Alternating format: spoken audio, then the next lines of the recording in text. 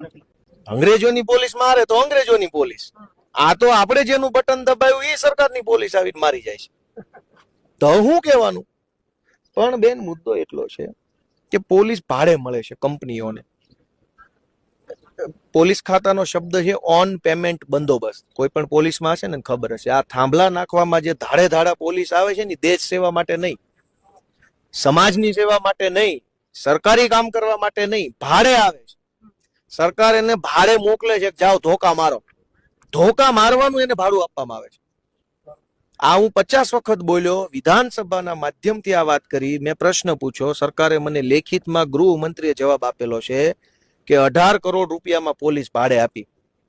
હવે આપણને મારવાના પૈસા મળે છે. હવે ક્યાં બેન આમાં રજૂઆત કરવા જાય? પોલીસ ભાડે આપે છે સરકાર એટલે હાટું કંપનીને, કંપની પૈસા આપે સરકારને, સરકારે એને પોલીસ આપે.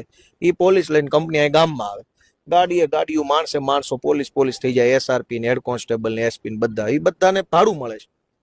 સરકારી કામ નથી, દેશનું કામ નથી, સમાજનું કામ નથી, ભાડાનું કામ કરે છે. તો તમે બેન, આપણે બધા નાગરિક તરીકે જે સાંભળે છે એ વિચારે કે આ કેટલું વ્યાજબી છે? ભાડે પોલીસ લાવીને પબ્લિકને માર ખવડાવવાનો આ કઈ વ્યાજબી વાત છે? અને તમે SP ને પૂછો જાઓ સુરેન્દ્રનગરના કે આ ઓન પેમેન્ટ બંદોબસ્ત છે કે સરકારી બંદોબસ્ત, પૂછો જાઓ. ઓન પેમેન્ટ બંદોબસ્ત જ છે. ઓન પેમેન્ટ એટલે પેમેન્ટ લઈને મારવાનું. એ તો ક્યાંથી બોલે? મને ખબર હોય ને, વિધાનસભામાં નથી બોલી શકતા. આ તો હું બોલી શકે? એ સાહેબ જે ઉપર બેઠા ને એ અમારે સામે નથી બોલી શકતા.